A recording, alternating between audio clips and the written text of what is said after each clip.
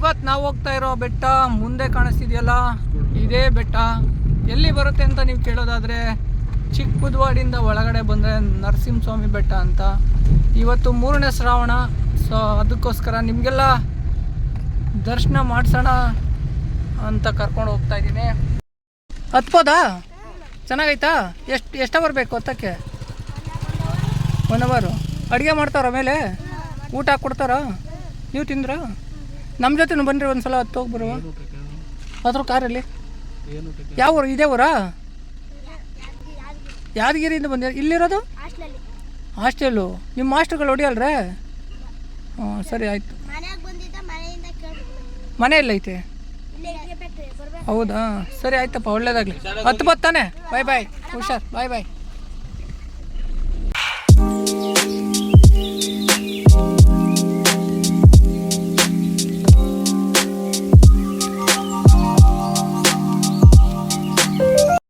ತಾನೇ ಗಾಡಿ ಇಳಿಸ್ಬಿಟ್ಟು ಅಲ್ಲೆಲ್ಲ ಗಾಡಿಗಳೈತೆ. ಇನ್ನೊಂದು 50 ಮೆಟ್ಲು ಹತ್ತಲಿಲ್ಲ, ಮೆಟ್ಲೆಲ್ಲ 50 ಹೆಜ್ಜೆನೂ ಹಾಕಲಿಲ್ಲ. ಹಾಗೆ ಸುಸ್ತಾಯ್ತದೆ, ಬುಸ್ ಬುಸ್ ಅಂತ ಇದ್ದೀವಿ. ಸ್ಟಾರ್ಟಿಂಗೆಲ್ಲ ಇಪ್ಪಟ್ಟಿಗೆ ಹುಮ್ಮಸ್ ಬೇಡಣ ಸ್ನೇಹಿತರೆ. ಇವಾಗ ತಾನೇ ಶುರು ಮಾಡಿದ್ದೀವಿ. ಬೆಟ್ಟ ಅಲ್ಲಿದೆ, ಅದರಿಂದ ತುದಿಗೆ ಹೋಗಬೇಕು. ಜೊತೇಲಿ ಬಂದವ್ರು ಹಿಂಗೆ ಗಾಡಿ ಮೇಲೆ ಕೂತ್ಕೊಬಿಟ್ರೆ ನಾವೇನು ಮಾಡುವ? ಹಾಂ ವಿಶ್ವಣ್ಣ, ಈ ಹುಮ್ಮಸ್ಗೇನಂದು? ಹಾಂ,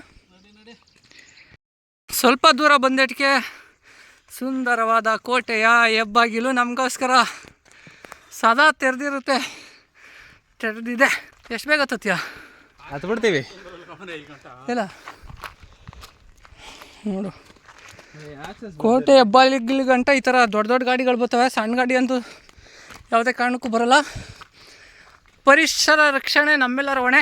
ದಯವಿಟ್ಟು ಪರಿಸರನ ಸಂರಕ್ಷಿಸುವಂಥ ಕೆಲಸ ಮಾಡಿ. ಮೊದಲನೇದ ಅದೇನು ಗೌಳಿ ಅಂತಾರಲ್ಲ, ಹತ್ತಾನೆ ಇದು ಪಲ್ಲಿ ಅಲ್ಲ, ಗೌಳಿ ಗೌಳಿ. ಹ್ಞೂ, ನಾವು ಇವಾಗಲಾಗಲೇ ಸುಸ್ತಾಗಿದ್ದೀವಿ. ಸ್ವಲ್ಪ ದೂರನಾ ತುಂಬ ದೂರನಾ? ಲೋ, ಇನ್ನೂ ಎಷ್ಟು ದೂರ ಹತ್ಬೇಕೋ? ಹತ್ಬೋದೇನ್ರೋ ಬೆಟ್ಟನಾ? ಚೆನ್ನಾಗಿದೆಯಾ? ಇನ್ನೂ ಎಷ್ಟು ಅವರ್ ಇಲ್ಲ ಹತ್ತಕ್ಕೆ? ಕೋಟೆ ಈ ಥರ? ಹ್ಞೂ. ಯಾವ ಊರು ನಿಮ್ಮದು? ಬಾಚಹಳ್ಳಿ ದೊಡ್ಡಿ. ಈ ಕಡೆ ಬಂದಾಯ್ತಾ? ಏನು ಹೆಸರು ನಿಂದು? ನೋಡಿ, ಯಾರು ಜೊತೆ ಹೋದ್ರು ಈ ದಪ್ಪಾಗಿರ್ತಾರಲ್ಲ, ಹತ್ತಕ್ಕೆ ಬರಲ್ವಲ್ಲ, ಅವ್ರ ಜೊತೆ ಅಂತ ಮಾತ್ರ ಹೋಗ್ಬಿಡಿ. ನಮ್ಮ ಇಸ್ವಣ್ಣ ಕೊಡ್ತಾನೆ ಕ್ವಾಟ್ಲೆ ಜೊತೆ ಹೋಗಿ ನಾವಂತೂ ಸಿಕ್ಕಾಬಿಟ್ಟೆ.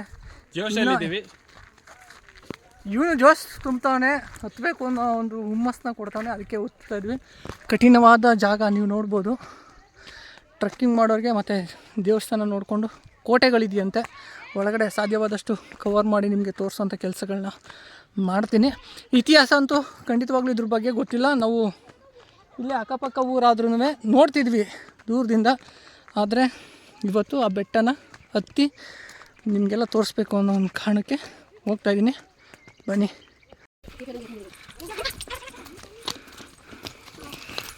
ಯಾಕೋ ತಲೆ ಹೊಡ್ಕೋತಿ ಪಾಪ? 30 ಭಾಗ ಬಂದಿದ್ದೀವಿ. 30 ಭಾಗ ಬಂದಿದ್ದಾವ? ಇದೇ ಮೊದಲನೇ ಬಾರಿ ಹತ್ತಾ ಇರೋದು. ನೋಡೋಣ ಇನ್ನು ಯಾವ್ಯಾವ ರೀತಿ ಇದೆ ಅಂತ ಅಂದ್ಬಿಟ್ಟು. ನುಣ್ಣಗೆ ಅನ್ನೋದನ್ನ ಕೇಳಿದ್ದೆ. ಅಂದರೆ ಕೆಲವೊಂದು ಬೆಟ್ಟ ಆ ಗಾದಿಗಿಂತ ಹೊರ್ತಾಗಿವೆ, ಆರಾಮಾಗಿ ಹೋಗ್ಬೋದು ಅಂತ ಅಂದ್ಕೊಂಡಿದ್ದೆ. ಆದರೆ ಇವತ್ತು ಈ ನರಸಿಂಹಸ್ವಾಮಿ ಬೆಟ್ಟ ಹತ್ತುತ್ತಾ ಇದ್ದರೆ ದೂರಿಂದ ನೋಡಿದಾಗೆ ತುಂಬ ಚೆನ್ನಾಗಿ ಕಾಣಿಸ್ತದೆ. ಹತ್ತಬೇಕು ಅಂದರೆ ಭಾಳ ಸುಸ್ತಾಗ್ತದೆ. ನೀವು ನೋಡ್ಬೋದು, ನಾವು ಇಲ್ಲಿ ಹತ್ತಕ್ಕೇ ಇಷ್ಟೊಂದು ಕಷ್ಟ ಬೀಳ್ತಾಯಿದ್ದೀವಿ. ಈ ಕಡೆದಾದ ಬೆಟ್ಟ. ಆದರೆ ಇಲ್ಲಿ ನೋಡಿ ಕೋಟೆ ಕಟ್ಟಿದ್ದಾರೆ. ಆಗಿನ ಕಾಲದಲ್ಲಿ ನಮ್ಮ ಥರ ಸೋಂಬೇರಿಗಳು ಇರಲಿಲ್ಲ. ನೋಡೋಣ ಬನ್ನಿ ಹೆಂಗಿದೆ ಅಂತ ತೋರಿಸ್ತೀನಿ. ಅಪ್ಪಾಜಿ ಇನ್ನೆಷ್ಟು ದೂರ ಹೋಗ್ಬೇಕು ಮೇಲೆ? ಸ್ವಲ್ಪನಾ? ಅಲ್ಲಿಬ್ಬರು ಸಣ್ಣ ಐಕ್ಳು ಕೂತಿರ್ತಾರೆ, ಅವ್ರನ್ನ ಇನ್ನು ಹತ್ರ ಐತೆ ಹೋಗ್ಬೋ ಅಂತ ಹೇಳ್ಬಿಡಪ್ಪ. ಬೇಡ ಬಿಡು, ಅಲ್ಲೇ ಬರ್ತಾವ್ರೆ ಸಣ್ಣ ಐಕ್ಳುಗಳು. ಬರ್ರೋ.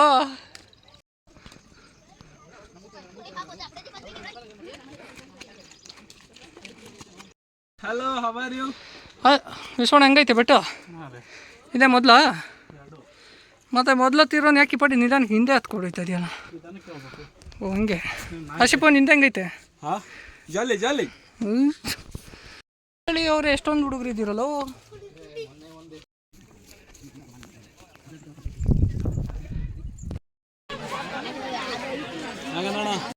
ಬೆಟ್ಟ ಹತ್ತಿ ಮೇಲೆ ಹೋದ್ಮೇಲೆ ಅಲ್ಲಲ್ಲೇ ನಾನ್ ವೆಜ್ ಅಡುಗೆನ ಮಾಡ್ತಾಯಿದ್ರು. ಹಾಗೆ ಬೆಟ್ಟ ಹತ್ಬೇಕಾದ್ರೆ ಸಾಕಷ್ಟು ಜನ ನನ್ನ ಫಾಲೋವರ್ಸ್ಗಳು ಸಿಕ್ಕಿ ನನ್ನನ್ನು ಮಾತಾಡ್ತಾರೆ. ನಿಮ್ಮ ಪ್ರೀತಿಗೆ ನಾನು ಸದಾ ಚಿರಋಣಿ. ಇದೇ ದೇವರು ನೋಡಿ ಸ್ನೇಹಿತರೆ, ಬೆಟ್ಟದ ಮೇಲಿರೋ ಅಂಥದ್ದು. ಹೋಗಿ ನಮಸ್ಕಾರ ಮಾಡಿ ಹಾಗೆ ಸುತ್ತ ಒಂದು ವಿಡಿಯೋನ ಮಾಡಿ ಮತ್ತೆ ನಾವು ವಾಪಸ್ ಹೊರಟ್ವಿ.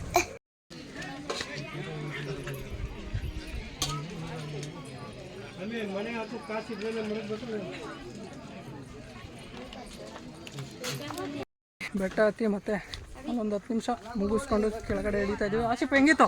ಸೂಪರ್. ವಿಶ್ವಣ್ಣ ಹೆಂಗಿತ್ತಲ್ಲ? ಬೆಟ್ಟ ಇಳಿದಾದ್ಮೇಲೆ ಕೆಳಗಡೆ ಇರೋಂಥ ದೇವಸ್ಥಾನಕ್ಕೆ ಹೋಗಿ ನಮಸ್ಕಾರ ಮಾಡಿಕೊಂಡು ಅಲ್ಲಿಂದ ಹೊರಟ್ವಿ. ಮುಂದಿನ ವಿಡಿಯೋದಲ್ಲಿ ಸಿಗೋಣ. ಧನ್ಯವಾದಗಳು.